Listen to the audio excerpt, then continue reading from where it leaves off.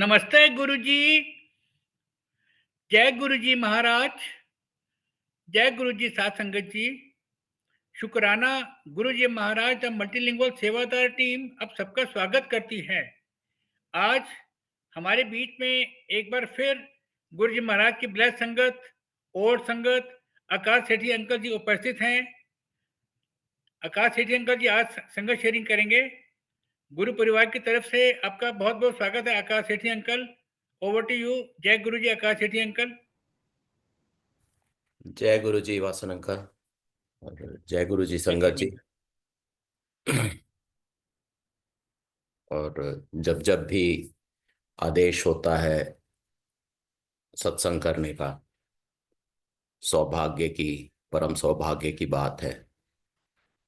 और गुरु जी से पाई हुई मेहरें, उनकी कृपाएं, उनकी दी हुई दात असंख्य है, असीम है, अनंत है, जैसे कि गुरु जी खुद है। तो इस बात में ना पड़ते हुए कि कितने जन्मों से गुरु जी से नाता है, क्योंकि साधारण मानव हूं, बहुत कुछ नहीं जानता।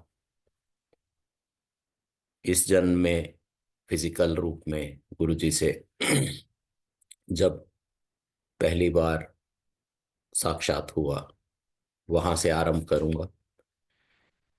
और उसकी एक पृष्ठभूमि है, बैकग्राउंड है कि मेरा विवाह 1991 में हुआ था। और हमारी कोई संतान नहीं थी। जगह जगह इलाज करवाते थे, टेस्ट करवाते थे, कोई कुछ नहीं बताता था। यही कहते थे कि सब कुछ ठीक है, क्यों नहीं हो रहा हमें नहीं मालूम। तो ऐसी परिस्थिति में मेरे एक मामा जी हुआ करते थे, जो अब गुरु जी के चरणों में है। वो हमसे कहा करते थे, सलाह दिया करते थे कि गुरु जी के पास चलो। वो संगत में बहुत पहले से शामिल थे और उनके दरबार में सब कुछ संभव है, सब कुछ मिलता है।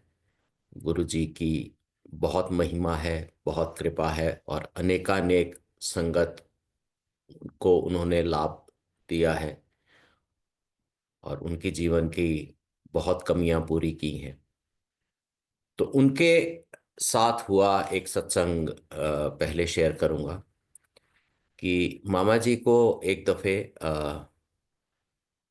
टेस्ट करवाए गए हार्ट के और प्रेस्क्राइब कर दिया गया कि भी आपका बाईपास होगा। अब किसी व्यक्ति को कह दिया जाए कि तुम्हारा बाईपास होगा, और ये बात अर्ली 90s की है। उस वक्त टेक्नोलॉजी भी इतनी नहीं थी और एक बहुत बड़ा ऑपरेशन माना जाता था। तो चूंकि गुरुजी से जुड़े हुए थे मामा जी, तो उन्होंने ऐसा सोचा कि गुरुजी से आशीर्वाद ले लूं कि मेरा बाईपास ठीक ठाक हो जाए। तो गए, संगत में बैठे और छुट्टी के समय नज़दीक आया तो जाके गुरुजी से कहा कि गुरुजी आशीर्वाद दीजिए, मेरा बाईपास होना है, ठीक ठाक हो जाए। तो गुरुजी के लिए तो ये सब बातें बहुत मामूली, बहुत छोटी और बहुत क्षुद्र चीज़ें हैं। तो गुरुजी ने कहा कि तुमने बहुत दिनों से चरणों की सेवा नहीं की मेरे, तो आज चरणों की सेवा करो, मेरे पैर दबाओ। तो मामा जी अब मन में भाव घूम रहे हैं कि कल सुबह जाना है, भर्ती होना है, ऑपरेशन कराना है, परंतु चूंकि आदेश है तो पांव दबाते रहे। और एक आध बार पूछा कि गुरुजी हुन छुट्टी हो गई, तो गुरुजी ने मना कर दिया, अभी नहीं, मैं बताऊंगा तुम्हें। तो आखिरकार जाके 12 बजे के बाद गुरुजी ने कहा चलो ठीक है, छुट्टी हो गई, अब घर जाओ। तो मामा जी ने प्रश्न किया कि गुरुजी कल बाईपास होना है, आशीर्वाद दे दीजिए कि मेरा बाईपास ठीक ठाक हो जाए। तो गुरुजी उनसे कहते हैं कि बाईपास तो तेरा मैंने कर दिया है, जा ऐश कर विस्की पी। ये चीज एक और चीज का दृष्टांत है कि गुरुजी को सबके विषय में, सबका पास्ट, सबकी हैबिट, सबका करंट स्टेटस, करंट सरकमस्टांसेस और भविष्य सब कुछ मालूम है। उनसे कुछ छुपा नहीं है। सर्वव्यापी को, सर्वज्ञ को, सर्वशक्तिमान को ये सब चीज़ें, गुण जो होते हैं वो गुरु जी में हमने देखे हैं और अभी भी देख रहे हैं। तो उन्होंने कहा कि तेरा बाईपास तो मैंने कर दिया, जा ऐश कर विस्की पी। तो उन्होंने जवाब दिया कि विस्की तो गुरुजी क्या पीनी है, सुबह जाके अस्पताल भर्ती होना है। चले गए। अगले दिन अस्पताल पहुंचे और वहां पे भर्ती होने से पहले उनके टेस्ट हुए। तो टेस्ट में एकदम सारे पैरामीटर बहुत नॉर्मल आए और ऐसे जैसे एक बहुत फिट आदमी के पैरामीटर्स होते हैं वैसे पाए गए। तो जाके डॉक्टर से बात की, डॉक्टर को पैरामीटर्स और टेस्ट रिपोर्ट्स दिखाई तो उन्होंने रिस्पॉन्ड किया, क्योंकि उनके लिए थोड़ी विचित्र बात थी। उन्होंने कहा कि हो सकता है तुमने पिछले कुछ दिनों काफ़ी आराम किया हो तो पैरामीटर्स नॉर्मल से दिख रहे हैं, तुम जाओ सारा दिन एक्सर्शन करो, जो भाग दौड़ करते हो अपने बिजनेस के सिलसिले में वो करो, शाम को आके दोबारा टेस्ट करवाना। तो उन्होंने वैसा ही किया। दिन भर भाग दौड़ की, अपना सामान्य जो कार्य व्यवहार किया, शाम को आके फिर टेस्ट कराए, फिर टेस्ट सभी नॉर्मल। और उन नॉर्मल रिपोर्ट्स को देख के डॉक्टर ने एक बार तो कहा कि शायद जो कुछ दिन पहले टेस्ट हुए थे वो सही नहीं हुए थे। परंतु जब ये पाया कि तीनों बार टेस्ट, कुछ दिन पहले वाला, आज सुबह वाला और आज शाम वाला, उसी की लैब से हुए हैं जिस लैब को वो ट्रस्ट करता है, जिस पे उसका बहुत यकीन और विश्वास है, तो उसने कहा ये कैसे हो सकता है। तो मामा जी ने उन्हें बता दिया भी ऐसे ऐसे मैंने गुरुजी के चरणों की सेवा की और उन्होंने कहा कि भाई मैंने तेरा बाईपास कर दिया है। तो पढ़े लिखे लोग जैसे अक्सर मूर्ख होते हैं, क्योंकि दुनियावी ज्ञान होते ही स्पिरिचुअल पावर्स में, स्पिरिचुअल शक्तियों में विश्वास घटने लगता है, हर चीज़ को रैशनलाइज करने लगता है। तो उन्होंने कहा अच्छा ठीक है, तुम कहते हो मैं मान लेता हूँ, मैं भी तुम्हारे गुरुजी से कभी मिलना चाहूँगा। तो उन्होंने कहा ठीक है, गुरुजी के पास तो संगत बैठती है और जब मैं जाऊंगा मैं हर बार आपसे पूछ लूंगा, जब आपके लिए संभव हो आप भी चल पड़ना। तो कुछ एक दिनों बाद ऐसा संयोग हुआ कि डॉक्टर साहब फ्री थे। तो मामा जी ने उनको कहा, तो कहते हाँ आज मैं जा सकता हूँ। तो वहां गए और चूंकि मन में तो ये था कि भाई ये ऐसे चमत्कार की और कृपा की बात कर रहे हैं और मेरे को देखना है, वेरीफाई करना है, टेस्ट करना है कि ये सत्य है या नहीं है, क्योंकि साइंटिफिकली तो ये संभव नहीं है कि किसी के पैर दबाने से आपकी हार्ट की प्रॉब्लम बिल्कुल ठीक हो जाए। तो वहां पहुंचे और पहुंचते ही माथा टेकने के लिए जैसे ही सर झुकाने लगे तो गुरुजी कहते हैं, और डॉक्टर साहब 7 लाख रुपए दे के जान छुड़ा ली। तो ये एक बहुत बड़ा शौक था, बड़ा सरप्राइज था डॉक्टर साहब के लिए, क्योंकि उनका विवाह हुआ था और वो विवाह चल नहीं पाया था। तो वहाँ पे म्यूचुअल कंसेंट से सेपरेशन करने के लिए उन्होंने 7 लाख रुपए पे किए थे और उनके घर में उनके पिताजी नहीं थे, माताजी थी। उन्होंने अपनी माताजी को भी ये तथ्य, ये फैक्ट नहीं बताया हुआ था कि इस तरीके से 7 लाख रुपए दिए हैं तब जान छूटी है। तो गुरु जी के मुख से सुन के उन्हें विश्वास हो गया कि जिस शक्ति पे, जिस अध्यात्म पे वो डाउट कर रहे थे, उनका डाउट ही गलत है।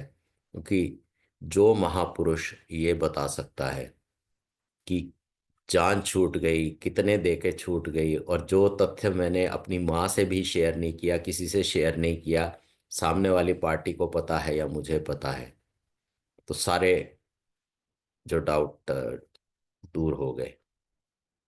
तो उन मामा जी के कहने पे हम कई दफ़े मन बनाया लेकिन संभव नहीं हो पाया कभी, क्योंकि मेरी नौकरी ऐसी रही कि जिसमें बार बार पोस्टिंग बाहर की आ जाती थी।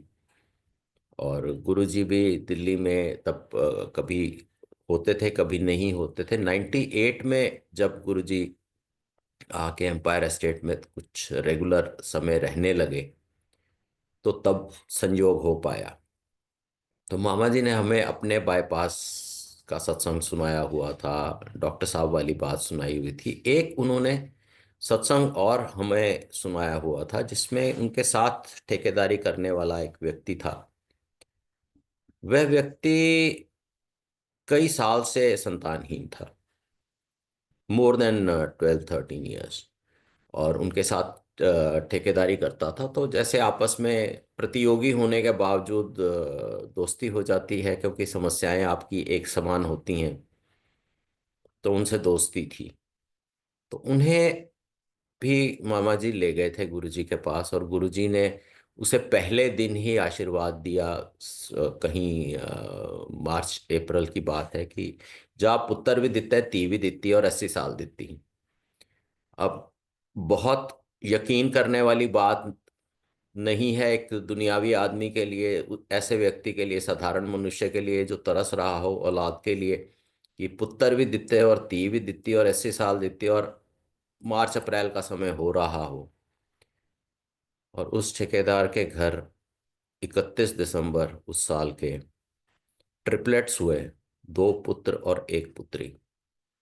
और जिस दिन हम गए हैं, जून 98 की बात है, जाके गुरुजी के दर्शन किए उस दिन मामा जी ने। अब ये ब्रेकिंग न्यूज़ या न्यूज़ बताना या खबर देना बड़ा विचित्र सा लगता है, क्योंकि ये बिल्कुल 100% से ज़्यादा श्योर है कि गुरुजी खुद सब कुछ जानते हैं। उनसे खबर बताना, उन्हें कोई समस्या बताना या उनके सामने कोई मांग करना कंप्लीटली व्यर्थ एक एक्सरसाइज है। कि जो सब जानता है उसे आप जाके बताना की जो प्रक्रिया है वो करना चाह रहे हैं और कर रहे हैं। गुरुजी हम सबकी मूर्खता पे खूब हंसते होंगे, और ये मूर्खता सभी ने की है लगभग। तो उनको जाके बताया तो गुरुजी की गुरुजी उस उधर ठेकेदार दे ट्रिपलेट्स हुए।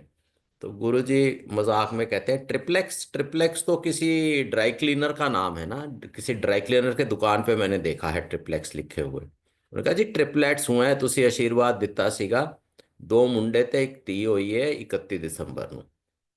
तो गुरुजी ने उसे एक बहुत प्यारी अ, मेरे मामा जी को कहा कि ये मेरी धमकी उस तक पहुंचा देना कि अगर आके संगत को मिठाई ना खिलाई तो ट्रिपलेट्स और दे दूंगा। जो आदमी तरस रहा हो, वैसे संपन्न हो, उसे ट्रिपलेट्स और मिल जाएं, धमकी भी और इतनी प्यारी भी। तो मामा जी ने कहा कि ठीक है मैं कह दूंगा। तो उस दिन हम लोग पूरा परिवार, माता पिता, मैं और मेरी पत्नी, हम पहुंचे वहां पे तो कुछ लेट हो गए थे। लंगर का आखिरी राउंड चल रहा था, तो गुरुजी ने आदेश किया कि भाई आप लंगर कर लीजिए, और लंगर करने के बाद फिर बात करेंगे। तो हमने लंगर किया। लंगर करने के बाद में पूछा कि भाई कैसे आए, तो बता दिया कि भाई मामा जी हैं और इनके साथ आए हैं। और गुरुजी ने कहा कि 7 जुलाई को मेरा जन्मदिन है, रेंच नाम का एक फार्म हाउस है यहीं महरौली गुड़गांव रोड पे, वहाँ पे उत्सव होगा मेरे जन्मदिन का, तो आइए आप। तो निमंत्रण दे दिया। और ऐसा हुआ कि मैं JNK की एक पोस्टिंग कंप्लीट करके लौट के आया था कुछ दिन पहले। जिस दिन गुरुजी के दर्शन हुए उससे एक आध दिन पहले, उसके नेक्स्ट डे मैं ऑफिस गया तो पता चला कि वहाँ पे कुछ प्रॉब्लम हो गई है। जिस इंचार्ज को मैंने चार्ज हैंड ओवर किया था, उसने कुछ गड़बड़ कर दी है, कुछ कस्टमर कंप्लेंट आ गई है, और मुझे हुक्म हुआ कि भाई आप जाइए वापस चीज़ें ठीक ठाक कीजिए, और ठीक ठाक हो जाए, कस्टमर कंप्लेंट विड्रॉ कर ले, उसके बाद लौट के आइएगा। तब तक आप जाइए और चार्ज वापस लेके वहाँ की देखभाल कीजिए। पीछे से पत्नी, माता पिता, भाई, ये सब ने गुरुजी का जन्मदिन का उत्सव अटेंड किया। और फोन पे बात हुई तो बताया कि हजारों की भीड़ थी, और गुरुजी ने अपने हाथ से प्रसाद बांटा, और जो भी सब उसका विस्तार इन्होंने बताया। और मन बड़ा दुखी हुआ कि मैं यहाँ बैठा हूँ अवंतीपुर में, और वहाँ पे लोग गुरुजी के जन्मदिन का उत्सव अटेंड कर रहे हैं। परंतु जैसी गुरुजी की इच्छा और जैसा उनका डिज़ाइन, तो उसी के अनुसार सब कुछ होता है। तो वहाँ पे जाने के बाद मैं ये देखा कि मेहनत तो खैर हमेशा से करने की कोशिश लगी रहती थी, लेकिन हर चीज़ में कामयाबी हो रही थी। और जिस कस्टमर ने कंप्लेंट की थी वही कुछ दिनों के बाद कहता है कि भाई हम आपको अप्रिसिएशन लेटर देना चाहते हैं for your personal efforts in serving us, we want to give you an appreciation letter. तो मेरे दिमाग में ये तो आया कि भाई गुरुजी की कृपा के जो चिन्ह हैं वो नज़र आने लगे हैं। वहाँ पे मैंने उनसे कहा कि भाई आप पहले कंप्लेंट विड्रॉ कीजिए। वो कहते कंप्लेंट विड्रॉ तो हम कर लेंगे, हम आपको अप्रिसिएशन भी देंगे। तो मैंने उनकी बात कराई जो स्टेशन हेड की अपने एचओडी से, और सारा कुछ ठीक होने के बाद हफ्ता भर और मैं रहा वहाँ पे और लौट के आया। तो फिर गुरुजी के दरबार में जाने का सिलसिला शुरू हो गया। अब गुरुजी के दरबार में हमें ऐसा बताया, हमसे पुरानी संगत बताया करती थी कि खुद से जाके गुरुजी से बात नहीं करनी, गुरुजी जब स्वयं तुम्हें बुलाएं तो तब जाके उनसे बात करो, अन्यथा आप आओ संगत में बैठो, शब्द कीर्तन सुनो, लंगर करो, छुट्टी लो गुरुजी से और जाओ। तो मन में एक बार बार आता था कि कब हमें बुलाएंगे, कब हमें बुलाएंगे। एक दो बार ऐसा हुआ कि गुरुजी ने हाथ से इशारा किया, मैं उठ के खड़ा होने लगा, तो कहा कि तैनू नहीं बुलाया। तो ऐसा कुछ मन में एक बैठ गया कि मुझे पता नहीं शायद बुलाएंगे या नहीं बुलाएंगे, कब बुलाएंगे। तो जिस दिन गुरुजी ने बुलाया हाथ के इशारे से, तो मैं उठा नहीं। मुझे काफी यकीन था कि ना ना, मैं नहीं, मुझे नहीं बुलाया वो। तो साथ जो लोग बैठे थे उन्होंने कहा कि भाई तुम्हें ही बुला रहे हैं, चले जाओ। गया, चरण स्पर्श किया, तो गुरुजी ने प्रश्न पूछा, इत्थे क्यों आए? अब अंधा क्या चाहे, दो आंखें। गुरुजी स्वयं पूछ रहे थे क्यों आया। मैं कहा गुरुजी संतान नहीं है, औलाद नहीं है, तो हो जाएगी फिर पाज जाओ इतों। अब गुरुजी के सामने बोल पाना बहुत कठिन, उनके चेहरे का तेज आपको चमत्कृत कर देता था, और उनकी तरफ देख पाना मुश्किल, और उनके सामने बोल पाना, और वो भी जो वो कह रहे हों, आदेश कर रहे हों, उससे उलट। तो ये कह पाने की शक्ति गुरुजी ने ही दी होगी कि मैंने उनसे जवाब दिया कि गुरुजी भज्जन लिए नहीं आया, भागने के लिए नहीं आया मैं, I have not come here to run away. तो गुरुजी के चेहरे पे बेहद खूबसूरत मुस्कान आई, और उन्होंने कहा फिर हाजिरी लांदे रहो, हर 8वें दिन आंदे रहा करो। अब गुरुजी ने 8वां दिन कहा, और 8वें दिन की महत्ता मेरे जीवन चक्र, मेरे शेड्यूल के हिसाब से ये थी कि मेरी 8 दिन की वर्क साइकिल थी। मैं शिफ्ट में काम करता था, 2 दिन सुबह की, 2 दिन दोपहर की, 2 दिन रात की, और उसके बाद 2 दिन ऑफ। और पहले ऑफ को ही संभव था कि गुरुजी के संगत में जाके बैठ पाए, चाहे जितना मर्जी लेट हो जाए, क्योंकि अगले दिन दफ्तर नहीं जाना है और उससे अगले दिन सुबह जाना है, और बाकी किसी ड्यूटी के अंदर ऐसा संभव नहीं था। तो कुछ कुछ सत्संग सुने हुए थे, कुछ कुछ लोगों के तजुर्बे पर्सनल उन्होंने बताए हुए थे, तो ये समझ आने लगा कि गुरुजी सब जानते हैं, गुरुजी से कुछ छुपा नहीं है। ये 8 दिन जो गुरुजी ने कहा, it is not incidental, it is because he knows it is possible for me only once in 8 days. तो जाते रहे, और जीवन में बहुत सारी चीज़ें इम्प्रूव होती रही, सुधरती रही, फाइनेंशियल कंडीशन बेहतर होती रही, सर्विस में अप्रिसिएशन मिलती रही। और ये मन में बार बार लगे कि संतान गुरुजी ने तो कहा हो जाएगी फिर बाजावत हूँ, और वचन कर दिया है, लेकिन कब? अब वो कब वाला जवाब गुरुजी ने ही देना था, क्योंकि हमारे लिए तो ये सब अनजान चीज़ें थी, क्योंकि हमारी रेंज तो ख़त्म हो चुकी थी, हमने तो सरेंडर कर दिया था। लेकिन ये सुना कि गुरुजी ने कभी कर्म के महत्व को कम नहीं बताया। He wanted us to continue with our say tries at the treatment। इलाज करवाते रहे हम, क्योंकि हमें पुरानी संगत ने बताया कि गुरुजी कर्म के लिए नहीं मना करते, कहते तुम अपना काम करो, मैं अपना काम करूंगा। तो उस ट्रीटमेंट के चलते चलते एक स्टेज पे अचानक क्या हुआ कि मेरा नाम शॉर्टलिस्ट हुआ एमबीए एंट्रेंस के लिए, जो कंपनी करवाती है। और हमारा आपस में घर में डिस्कशन हुआ, तो पत्नी ने मना किया, कहती है कि भाई आप एंट्रेंस मत दीजिए। तो मैंने कहा कि अब बड़ा रेयर है कि किसी को अपॉर्चुनिटी मिलती हो, तो यहाँ हजारों लोगों में से मात्र 10 सीटें हैं और 100 लोगों को ऑफर मिली है। तो ये डिसाइड हुआ कि गुरुजी से पूछ लेते हैं। तब तक इतना हमारे अंदर एक समझ आ चुकी थी कि भाई जो चीज़ आपस में ना सेटल हो, आपस में ना समझ आए, वो गुरुजी से पूछ लो। तो गुरुजी के पास जाके पूछने का निर्णय लिया। रास्ते भर ये बहस होती रही कि भाई अगर आप सिलेक्ट हो गए, आप चले गए एमबीए करने, तो साल भर के लिए ट्रीटमेंट रुक जाएगा, और जो भी उसके रेपरकशंस हैं वो पत्नी बताती रही। और मैंने कुछ ज़्यादा कहा नहीं, क्योंकि I would have seemed very selfish if I told कि भाई this is necessary for my career and my own development.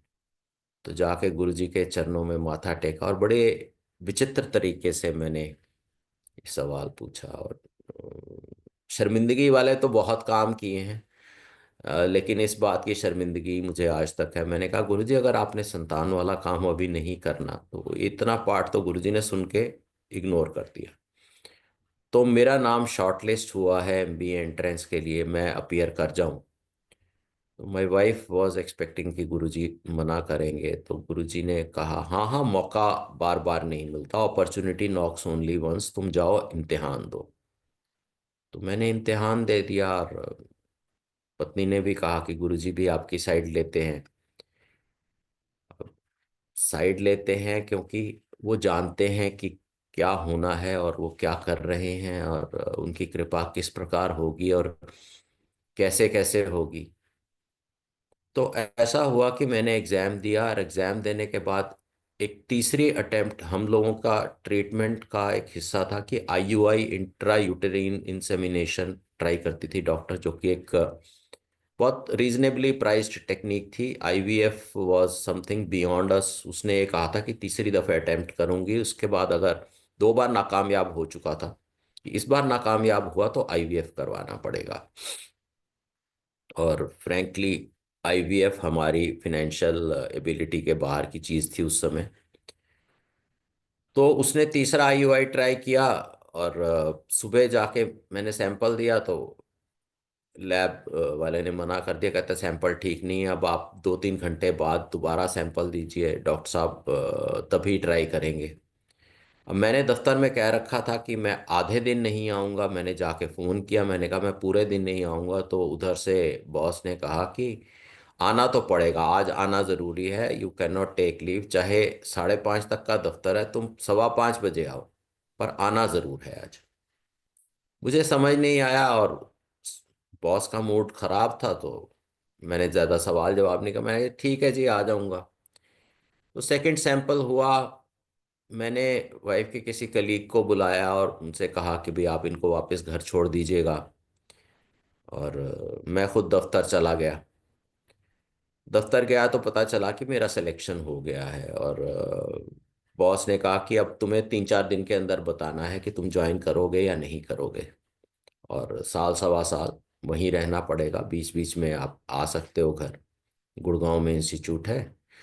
और मेरे लिए ये मत सोचना कि मेरा कुछ निहित स्वार्थ है, क्योंकि तुम सिलेक्टेड हो और तुम्हारे साथ जो दूसरा कलीग है वो वेट लिस्ट पे नंबर 1 है, तुम जाओगे तो तुम चले जाओगे, नहीं जाओगे तो वो चला जाएगा। मेरी तो ऑफिसर मैन पावर में से एक की कमी होनी ही होनी है। वापस आ गए। अ, 1-2 दिन बाद, जिस दिन संगत का दिन था, गए गुरुजी के सामने जाके। अब ये वही बात आ जाती है कि आप खबर बताना चाहते हो, और आप सोचते हो कि उस अपरंपार को, उस सर्वज्ञ को, सर्वव्यापी को शायद ना पता हो। जाके माथा टेका तो कहा, गुरुजी सिलेक्शन हो गया है बीए के लिए। तो गुरुजी ने अनायास ही कहा, फिर ते कल्याण हो गया, और पत्नी की तरफ देख के कहा, फिर ते कल्याण हो गया। और उसे पहले कुछ बुरा लग रहा था, कुछ बुरा और लगा। वापसी पे लौटते हुए उसने साफ साफ कहा कि अब आप 1 साल 1.25 साल के लिए जाओगे, कल्याण क्या हो गया, आपकी तो एमबीए होएगी, गुरुजी के आशीर्वाद से आपका सिलेक्शन हो गया है, मेरा क्या। लेकिन गुरुजी ने जो कहा था कि फिर तो कल्याण हो गया, वो 20 दिन बाद पता चलना था, 15-20 दिन बाद। एमबीए में ज्वाइन किया, पहली ब्रेक थी, मैं लौट के आ रहा था तो पत्नी ने फ़ोन किया और कहा कि एक प्रेगनेंसी टेस्टिंग किट लेके आइएगा। लेके आए। मुझे तारीख याद है कि 2 जून सन 2000 की बात है। एंड शी टेस्टेड पॉजिटिव, और हम लोग एकदम, जैसे होता है कि आप खुशी से पागल से हो जाते हैं, हम गुरुजी की फोटो को चूम रहे हैं, कभी हंस रहे हैं, कभी रो रहे हैं, और समझ नहीं आ रहा, क्योंकि आप हिसाब लगाइए कि 91 से लेकर 2000, गुड 9 इयर्स, जो नहीं हो पा रहा था वो गुरुजी के एक वाक्य करने से एक फिरते कल्याण हो गया। वो हो गया, और असीम हर्ष हुआ, बहुत खुश हुए। और फिर हमने वही डिसाइड किया कि जाके गुरुजी को बताएंगे, as if he doesn't know. इंसान इंसान की तरह सोचता है, इंसान सोचता है मुझे पता चला है, शायद किसी को नहीं पता चला। उस समय से लेकर आज तक में फर्क सिर्फ इतना है कि जो एक सत्य है, परम सत्य है कि गुरुजी साक्षात परमपिता परमात्मा खुद ही थे और हैं, उस चीज का अंदाजा हमें नहीं था। उस चीज को हम लोग समझ नहीं पाए, और बहुत अच्छा किया गुरुजी ने, क्योंकि महाशिव जो सत्य भी हैं, सुंदर भी हैं, और सब सृष्टि के मालिक भी हैं, लेकिन माया भी उन्हीं के वश में है। उन्होंने माया ऐसी रखी है, ऐसा साधारण और सिंपल और सादा जीवन और अपीयरेंस अपनी रखी कि किसी को समझना है कि यह परमात्मा सामने बैठा हुआ है, सामने है, जो उसे लोग बुरा कहते हैं, जिसको देखा नहीं उसको खुदा कहते हैं। तो इस थ्योरी पे चलने वाली जो दुनिया है, जो साधारण मनुष्य हैं, उन्हें ना ही समझ आए कि ये परमात्मा है तो अच्छा। लेकिन उसके बाद हजारों लाखों प्रमाण, सबूत, एविडेंसेस हमारे जीवन में आए, और बहुत संगत के जीवन में आए, जो बताते हैं कि गुरु जी स्वयं परमपिता परमात्मा है। तो पत्नी ने एक कदम आगे बढ़ाया, लाइन में खड़े खड़े माथा टेकने की, और कहा था उसने मेरे को रास्ते में कि मैं जाके गुरुजी को बताती हूँ। तो गुरुजी ने हाथ उठा दिया और कहते हैं, मैनू पता है, हल्ले किसी ਨੂੰ नहीं दसना, कदों दसना हैगा मैं ਤੁਹਾਨੂੰ दसांगा। तो ये बात हुई। उसके बाद ऐसा संयोग हुआ कि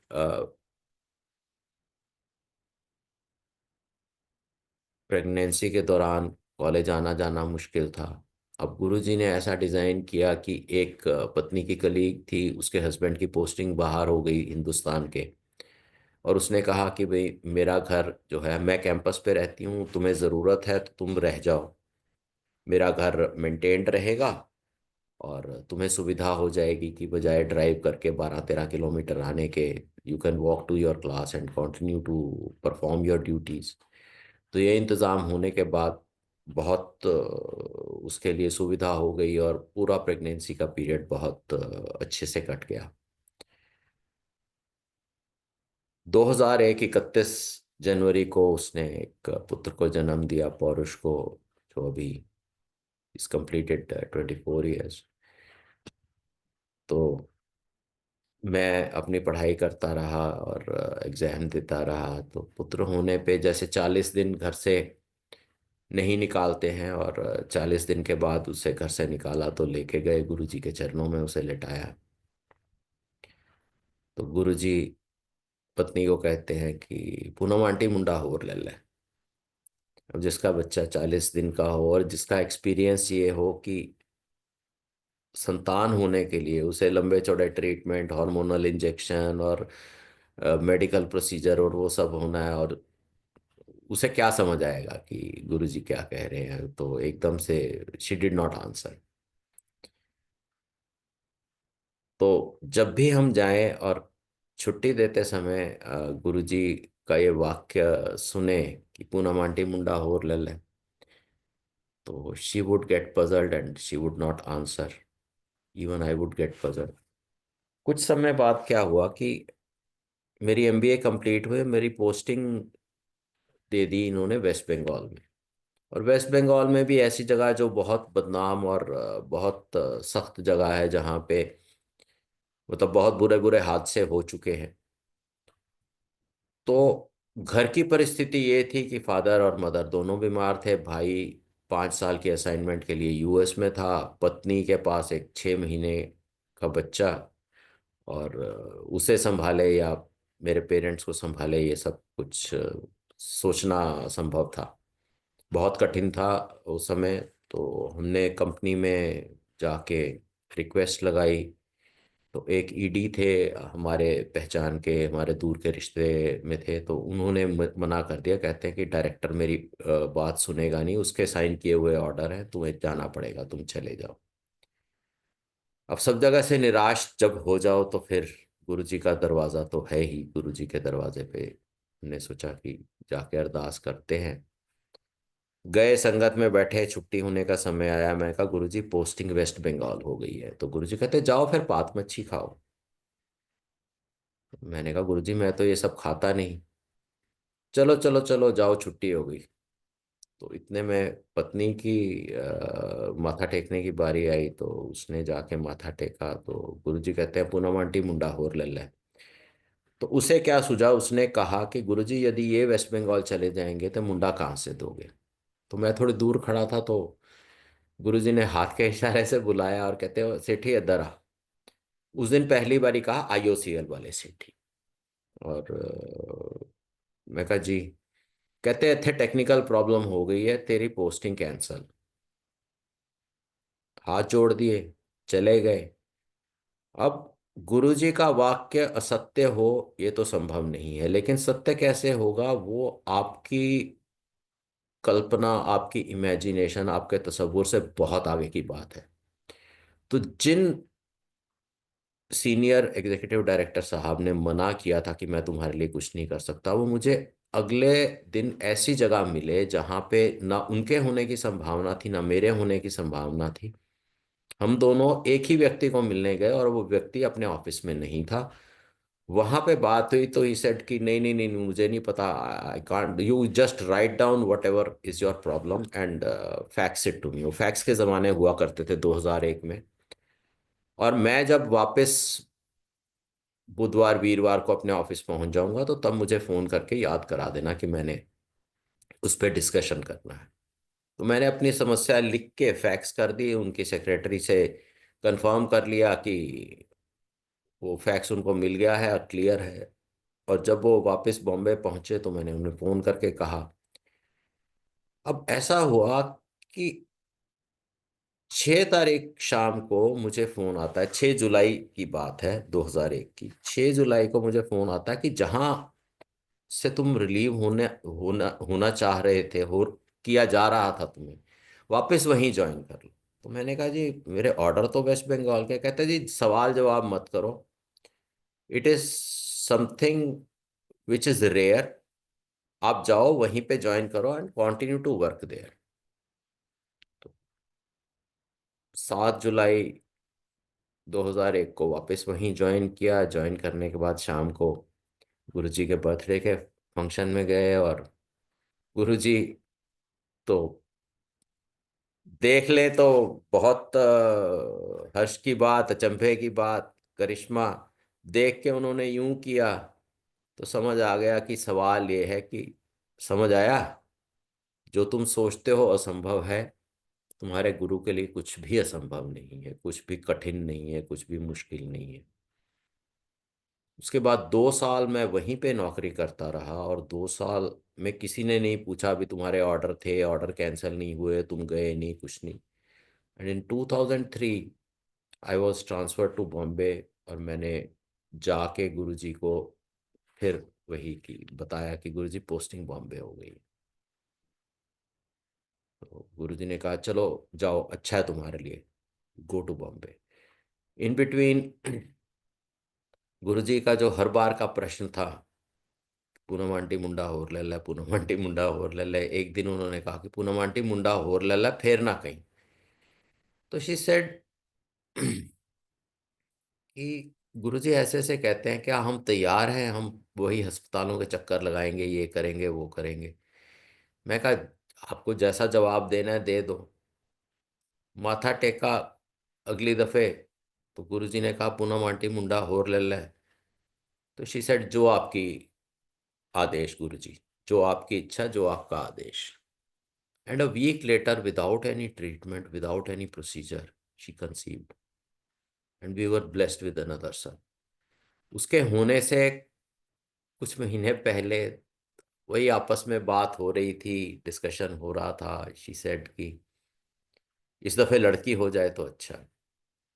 मैंने कुछ जवाब नहीं दिया। तो मैंने कहा गुरुजी को पूछ लेना। तो गए, माथा टेकने के लिए लाइन में खड़े हुए थे। मैंने माथा टेका और मैं थोड़ा सा हटा। शी वॉज येट टू बाउ बिफोर, इन फ्रंट ऑफ गुरुजी। गुरुजी कहते पहले भी मुंडा, हुन भी मुंडा, फिर भी मुंडा, होर भी मुंडा। तो she was about to ask, I said don't ask, he has replied already, and he blessed us with another son. Bombay जाने के बाद में गुरुजी ने 2-3 दफे किसी ना किसी संगत मेंबर को भेजा मिलने के लिए, और यहाँ तक बता दिया कि कौन सा फ्लोर है। और हमारे लिए हैरत की बात थी कि हमने कभी गुरुजी के सामने जिक्र नहीं किया। और जो संगत मेंबर आया घर में, उसने कहा कि गुरुजी ने कह के भेजा है कि दूसरा फ्लोर है, साफ सुथरा रखा हुआ है घर में, मिल के आना। इस बीच एक थोड़ा इंसिडेंट हुआ था कि हमारा बेटा बालकनी की लेज पे खड़ा हुआ था, उसकी रेलिंग पे, और मेड उसको देख रही थी। अचानक मेड का ध्यान दूसरी तरफ था और मैं लेटा हुआ था, मेरा ध्यान गया तो मैंने देखा कि he is about to topple. तो हर कष्ट आने पे, हर तकलीफ आने पे एक ही नाम याद आता था, आता है, और ईश्वर करे सदा आता रहे, गुरु जी रक्षा करो। Instead of toppling on the outside, he toppled on the inside and came into my arms as I was rushing towards him. तो गुरुजी ने रक्षा जिस तरीके से की, और जिस तरीके से उस संगत मेंबर को बताया कि सेकंड फ्लोर है, तो उन्होंने, अब आदमी तो 2 और 2 4 करता है, लेकिन गुरुजी 2 और 2 22, और 2022, और क्या कुछ भी कर सकते हैं। तो वहाँ बहुत अच्छा समय व्यतीत हुआ। बच्चे आज तक याद करते हैं कि भाई, और वहाँ जाने के पीछे भी गुरुजी ने कारण बनाया। मैं चला गया पहले, अकेले गया तो परिवार साथ नहीं गया था। और गुरुजी के पास जब भी जाऊं तो कहें कि भी इन्हां नूं भी ले जा, इन्हां नूं भी ले जा नाल। एक दिन कहते हैं इन्हां नूं भी ले जा, नहीं तो मुंडा होर दे देंगे। तो अब मुझे समझना है ये कैसे जाए। पत्नी की जॉब दिल्ली यूनिवर्सिटी में, और मेरी जॉब बॉम्बे में, और दिल्ली यूनिवर्सिटी की तो कोई डेपुटेशन वगैरह भी नहीं होती। तो एक दिन गुरुजी पत्नी से कहते हैं तेन पीएचडी दी फुल फॉर्म पता है? तो she said doctorate in philosophy. Guruji हंसने लगे, नहीं नहीं नहीं नहीं नहीं, पीएचडी दी फुल फॉर्म है पागल होने का डर। तो रास्ते में बात कर रहे थे तो शी गॉट दिस इंट्यूशन कि गुरुजी उसे इंडिकेट कर रहे हैं कि यदि वो पीएचडी के लिए रजिस्टर हो जाए तो उसे 3 साल की स्टडी लीव मिल सकती है पीएचडी कंप्लीट करने के लिए। तो it struck her and she applied for registration. एक नए प्रोफेसर साहब आए थे, उन्होंने टॉपिक, एक नई फील्ड का टॉपिक दिया, एंड इंसिडेंटली जो रजिस्ट्रेशन लोगों की 6 महीने 8 महीने में होती है वो इनकी कुछ ही दिनों में हो गई। और टॉपिक भी ऐसा था कि जिसमें बॉम्बे रहते हुए बेहतर काम हो सकता है, क्योंकि most of the corporate head offices, registered offices are in Bombay for good companies. तो इस तरह से स्टडी लीव मिल गई और हम लोग वहाँ रहते रहे। और उस दौरान कई कई कृपाएं गुरु जी की हमने एंजॉय की। और संपर्क बना रहा, जब आओ दिल्ली मिल लो, गुरु जी के चरणों में बैठ लो। और कोई अंत नहीं कृपा का। 2005 में मैं दफ्तर में था जिस दिन मुंबई में बाढ़ आई। कितने लोग उस दिन बेचारे फंस के खत्म हो गए, क्या हो गया। और मैं ऑफिस से निकला तो एक कलीग था साथ में जिसका बेटा उसके स्कूल में फंसा हुआ था, और स्कूल बसें चल नहीं पाई थी उस दिन, वाटर लॉगिंग हो चुकी थी। तो उसने कहा कि यार वहाँ होते हुए चलते हैं। हम चले गए, बच्चे से मिल लिए। तो वहाँ टीचर्स ने, प्रिंसिपल ने ये कहा कि बच्चे यहीं रहेंगे, आप चिंता ना कीजिए। और बच्चे वैसे भी एक दूसरे के साथ अभी खुश हैं, क्योंकि वाटर लॉगिंग का पता चला है कि ये कल सुबह तक तो नहीं हटेगी। तो हम लोग मिल के निकले। अब मैंने घर पे फ़ोन किया तो घर में बताया गया कि 7-8 फुट पानी खड़ा हो चुका है। ऑफिस फ़ोन किया कि भाई ऑफिस लौट आए, वहाँ भी पता चला 7-8 फुट पानी खड़ा हो चुका है। तो एसवी रोड पे एक जगह, थोड़ी ऊंची जगह पे गुरुजी ने मति दी रुकने के लिए। और वहाँ हम रुके, रात भर गाड़ी में सोए। और वहाँ 6 इंच भी पानी नहीं खड़ा हुआ सारी रात के दौरान। और ऐसा नहीं कि जो लोग गाड़ी में सोए वो सभी सुरक्षित रह गए, सभी बच गए। कई जगह ये हुआ कि वाटर लॉगिंग बढ़ गई, और कि जितनी इलेक्ट्रॉनिक वाली गाड़ियां होती हैं इनकी अगर बैटरी शॉर्ट हो जाए तो ये खुल नहीं पाती। लोग ट्रैप होके तड़प के, बहुत बहुत लोगों की मृत्यु हुई। लेकिन गुरु जी की कृपा हो तो सब कुछ संभव है। कहीं पे भी आपको बुरी से बुरी दशा में बचा देते हैं। 2006 की बात करता हूँ। 2006 में गुरु जी के जन्मदिन पर हम लोग आए दिल्ली, मैं, मेरी पत्नी और दोनों बच्चे। और उसके कुछ दिन बाद जिस दिन गुरु पूर्णिमा थी, गुरु जी के वहाँ पे भी फंक्शन था। तो मेरा इरादा था कि मैं गुरुजी के जन्मदिन पे माथा टेक के वापस लौट जाऊंगा, ये लोग वहाँ रहेंगे। उस दिन पत्नी का प्री सबमिशन प्रेजेंटेशन था। तो जिस दिन बर्थडे था, मंदिर गए, माथा टेका। और आप जानते हैं कि गुरुजी के बर्थडे वाले दिन कितनी भीड़ होती है। किसी से बात करने का तो समय होता नहीं, बल्कि ये कहा जाता है कि दूर से ही हाथ जोड़ो और आगे बढ़ो, लेट के माथा टेकने की आवश्यकता नहीं। ऐसे माहौल में गुरुजी ने हाथ से इशारा किया, और सेवादार ने जो रोप लगी हुई थी वो हटा दी। गया जी गुरुजी। तो गुरुजी कहते हैं तू गुरु पूर्णिमा ਨੂੰ ਇੱਥੇ हाजिरी लगानी। ठीक है गुरुजी।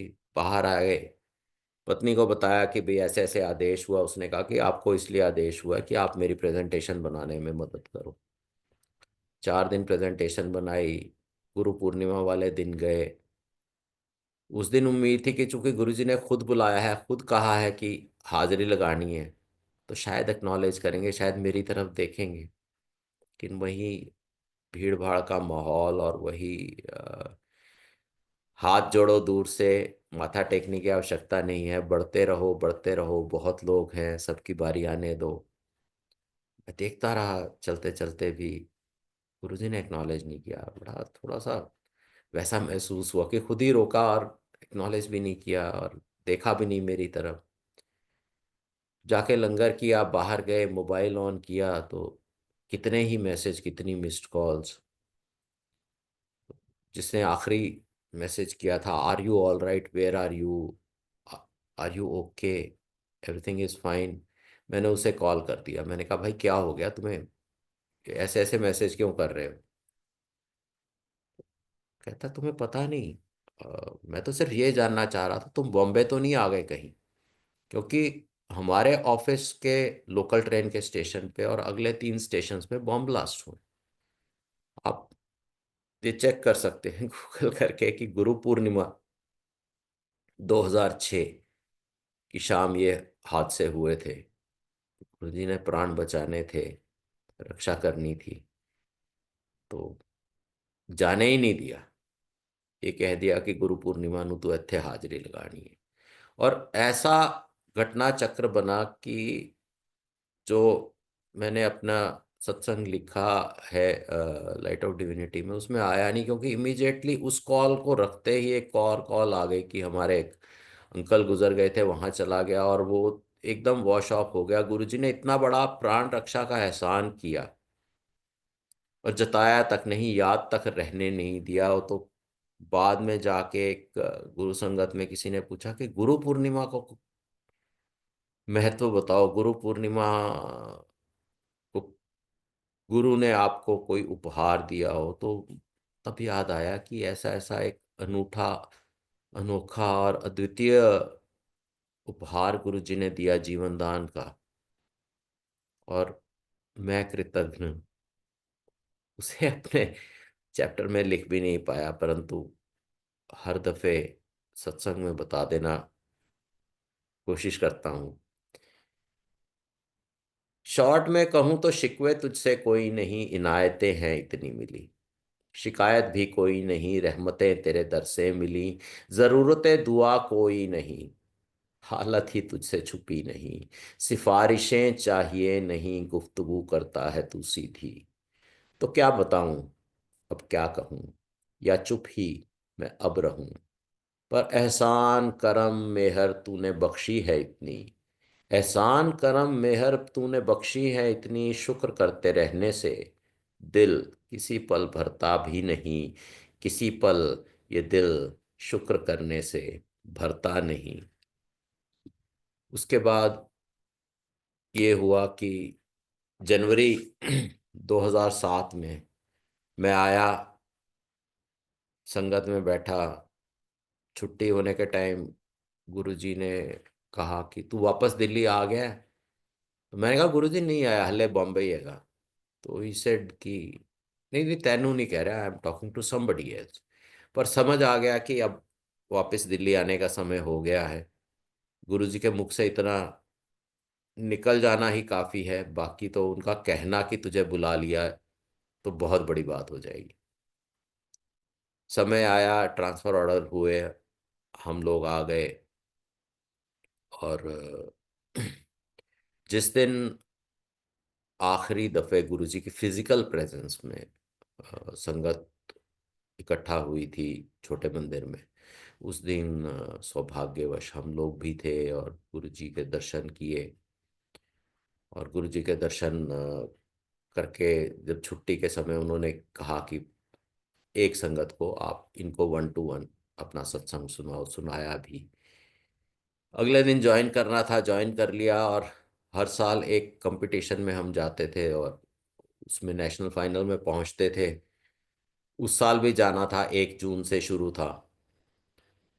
31 मई को संदेश आया कि बड़े मंदिर पहुंचो। बड़े मंदिर पहुंचे तो गुरु जी का शरीर देख के मन बुझ गया। बहुत आंसू बहाए, बहुत माथा फोड़ा मंदिर की दीवार पे, और ऐसा महसूस हुआ कि हम अनाथ हो गए हैं। मुंह से यही निकला कि गुरु जी आप चले गए।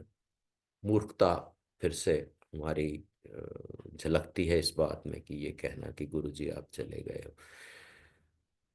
वहां से निकल के मैंने अपनी टीम वालों को फ़ोन किया। मैंने कहा यार मेरे बस का तो कुछ नहीं है, गुरुजी चले गए हैं और उनके बगैर तो मैं बिल्कुल अशक्त हूँ, बेकार हूँ, मेरे भरोसे मत रहना, ये सब कहा। तो उनमें से एक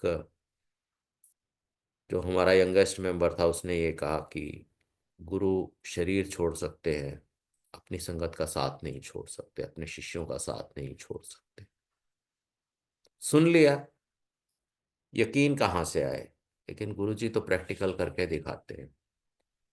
2 तारीख को रीजनल प्रीलिम्स का आखिरी दिन था, उस दिन हमें बता दिया गया कि भाई आप क्वालिफाई नहीं किया, आप रीजनल फाइनल के लिए नहीं क्वालिफाई किए, नेशनल फाइनल तो दूर की बात। जेब से गुरुजी की तस्वीर निकाली मैंने, कहा कि गुरुजी अब आप नहीं हो तो हमारे साथ ऐसा ही होगा, जब तक आप थे तो बात कुछ और थी। इतना कह रहा हूं तो वही लड़का जिसने कहा था कि गुरु शरीर छोड़ देते हैं अपनी संगत का, अपने शिष्यों का साथ नहीं छोड़ते, आके कहता है सर इन्होंने तो हमारे डिसीजन ही गलत फीड किए हुए हैं सिमुलेटर के अंदर। मैं कहा ठीक है फिर ठीक वाले फीड करा दो। वो ठीक वाले फीड कराए, हम क्वालिफाई कर गए। 2 दिन बाद रीजनल फाइनल जीत गए, उसके 2 दिन बाद नेशनल फाइनल जीत गए। और गुरुजी ने बता दिया कि मैं कहीं गया नहीं, मैं तुम्हारे साथ हूँ। और तुम जो एक बार मेरी कक्षा में भर्ती हो गए, जिन्हें मैंने एक्सेप्ट कर लिया, जिन्हें मैंने एडमिशन दे दिया, वो एडमिशन फॉर एवर है। तुम सोचो कुछ भी, तुम किसी चीज से भी उद्वेलित हो, व्यग्र हो, दुखी हो, द्रवित हो, परंतु मैं स्थिर हूं क्योंकि मैं परमात्मा अकाल हूँ, अनादि हूँ, अनंत हूँ, अपार। गुरु जी का ये संदेश याद रखिए, गुरु जी से डायरेक्टली जुड़िए, मेरी बातों पे यकीन कीजिए ना कीजिए, मुझसे कोई किसी प्रकार के रीति रिवाज या अमृत वेला या संध्या वेला कुछ मत पूछिए। जो आपको समझ आता हो, कि जिससे आपको लगता हो कि गुरु जी से कनेक्ट कर पा रहे हो, वो कीजिए। और गुरु जी के अलावा बाकी किसी से कुछ पूछने बताने की समय मत वेस्ट कीजिए। जय गुरु जी की।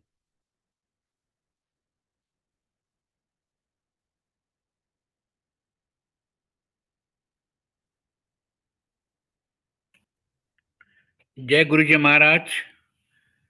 मैं नेहा जुनेजा आंटी से रिक्वेस्ट करूंगा अपने आप को अनम्यूट करें प्लीज।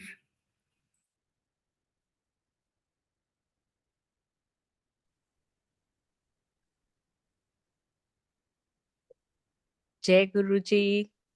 बहुत जय। बहुत शुक्राना आकाश सेठी अंकल आपका। बहुत ही आपकी वाणी में बहुत रस है, क्योंकि वो आपके भाव साक्षात झलकते हैं। आपका मन और मन, अंतर मन और बुद्धि तीनों अलाइन, और बहुत ही अच्छे से आप बताते हैं। और जो आप लिखते हैं, जो आपकी कविताओं में झलकता है, सब ईश्वर के प्रति प्रेम, अपनी गुरु महाराज के प्रति कृतज्ञता। सत्संग तो हम सभी के सुनते हैं, काफी ओल्ड संगतों के सुनते हैं, लेकिन आपके सत्संग से बहुत क्लियर मैसेजेस मिलते हैं और पॉइंट टू पॉइंट बात करते हैं आप, जो कि एकदम समझ में आती है। और आपकी भाषा भी बहुत अच्छी है, हर हर भाषा पे आपका बहुत अच्छा कमांड है। तो गुरु महाराज हमें और आपको कभी सुनने का मौका दें। और मल्टीलिंगुअल प्लेटफॉर्म का भी बहुत बहुत शुक्राना कि हम सबको गाइडलाइन में रखा हुआ है, और गुरु महाराज के साथ होते हुए फील होता है, उनकी प्रेजेंस फील होती है, आप संगतों से मिलके, आपके छत्र छाया में रह के। बहुत ही बहुत शुक्राना। और जो संगतें भी देर रात जाग रही हैं, देश विदेश में सबने जोड़ा हुआ है इस प्लेटफॉर्म के थ्रू अपने आप को, सभी का बहुत बहुत समय निकालने का भी शुक्राना। गुरु महाराज सबको चढ़ती कला में रखें। आपको, आकाश सेठी अंकल, वासन अंकल को बहुत बहुत स्वास्थ्य प्रदान करें। बेअंत शुक्राना महाराज। ओम नमः जय। शिवाय। शिव जी सदा सहाय। ओम नमः शिवाय। श्री गुरु जी सदा सहाय। जय Guru ji. Over to you Vasan uncle.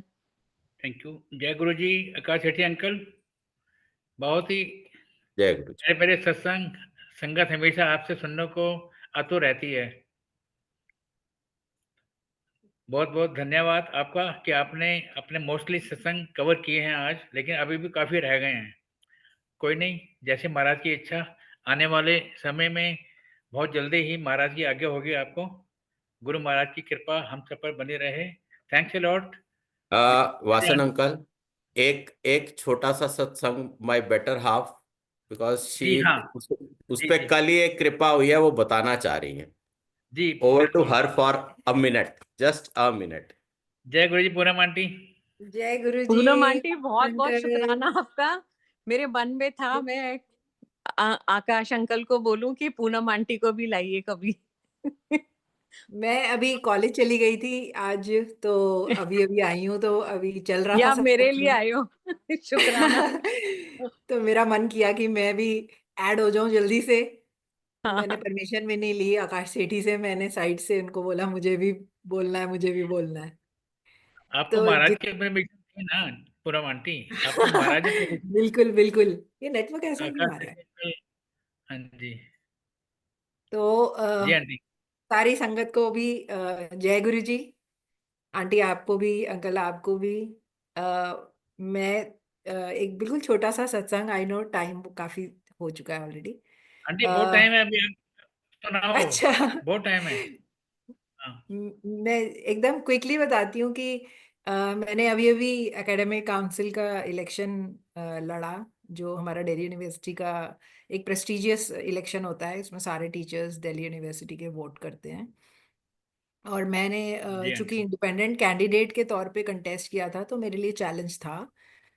26 positions होती हैं और 40 कैंडिडेट्स थे इस बार।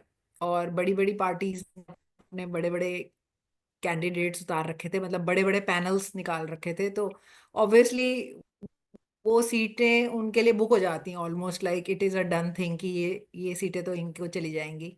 तो ऑलमोस्ट लाइक 14-15 सीटें तो ऐसे ही बुक थी। और 5 कुछ कोटा होते हैं तो उसमें बुक हो जाती हैं। तो बहुत ही लिमिटेड सीट्स होती हैं which are open for independent candidates. और इंडिपेंडेंट जी कैंडिडेट्स का कोई कार्डर वोट नहीं होता, उनके लिए हमेशा ही एक ये चैलेंज होता है, और इस बार ज़्यादा था।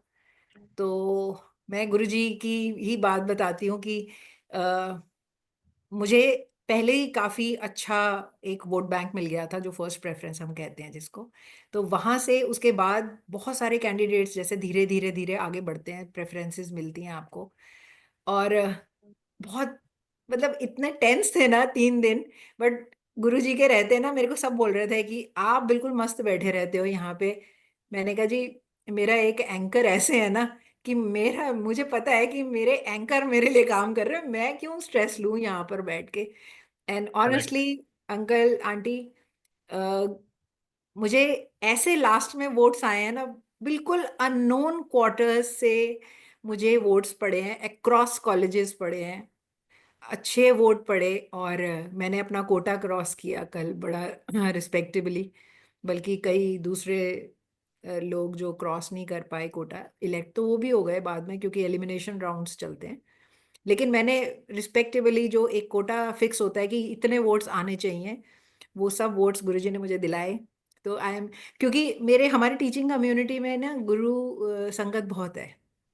तो समहाउ, चाहे मैंने उनसे बात करी चाहे नहीं करी, but Lord of people know कि मैं कंटेस्ट कर रही हूँ।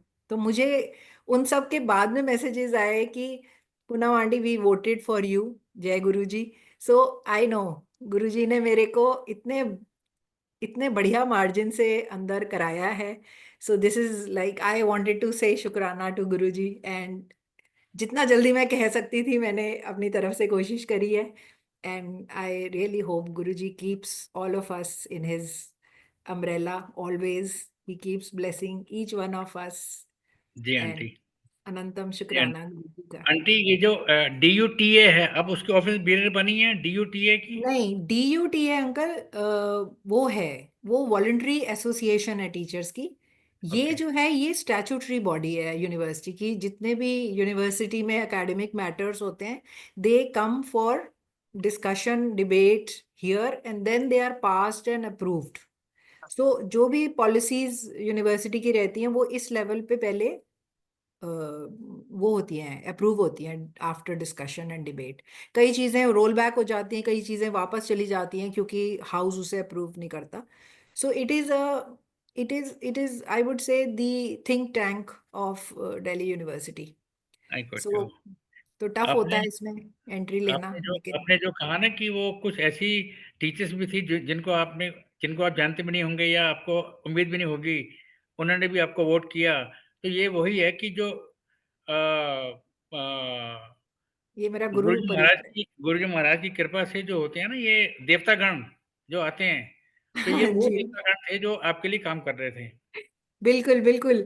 तो ऐसे भी वहां पे होता था, कई बार मैं मैनिफेस्ट करती थी कि गुरुजी अब ना मेरा 9 नंबर का बैलेट आना चाहिए, और फिर वो आ जाता था। तो मैंने कहा कि ये तो मतलब गुरुजी बिल्कुल ही, जैसे मेरी हम कल कहते बात हैं ना कि मेरी कल आज मेरी मिठाई की जगह गुरुजी समोसा खिला दो, तो गुरुजी समोसा खिला देते थे। मेरी तो ये वैसे ही हो रहा था वहां पे। मेरी कल बात हो रही थी, वो डॉक्टर प्रोफेसर शिवानी जो है भगत सिंह कॉलेज में, तो शी हाँ आल्सो जी, वो भी है बिल्कुल बिल्कुल। वो तो शी खैर आल्सो मैं काफी डिस्कस अबाउट कनेक्टेड हूँ यू उनके साथ। She also discuss about you and कि वो पूनम आंटी का तो आज इलेक्शन है ना, कल हम लोग बिजी हैं जरा, मैं समझ गया था। हाँ, तो हम कल ही आया रिजल्ट, चल इसी टाइम पे आसपास आया था। महाराज की कृपा आगे भी बनी रहे, और जी गुरु महाराज की बिल्कुल। तरफ से गुरु महाराज से वही प्रार्थना करते हैं कि आप बहुत जल्दी डीन बने। डीन तो ठीक है सर। अभी आप वो प्रोफेसर हैं, ठीक है, प्रोफेसर मेरे नहीं, को लगता है कि ये मेरे लिए मौका है अपने टीचर्स के अभी समय इश्यूज को आने वाला टेकअप है आंटी, करने का समय आने एज अ वाला है। रिप्रेजेंटेटिव। इट विल तो not take too much time, समय आने वाला है। अगर महाराज ने मेरे मुंह से ये बात निकलवाई है तो इट मीन्स समथिंग, कोई इशारा है। हाँ, बिल्कुल मानते हैं, हम रिस्पेक्ट करते हैं उस बात के लिए। बट ठीक है, बस महाराज की कृपा बनी रहे एवरीथिंग इसी के whatever साथ। comes my way I will definitely ji, perform to अभी my हम best। सब गुरु महाराज से आज्ञा लेंगे। हाँ जी, जय गुरु जी।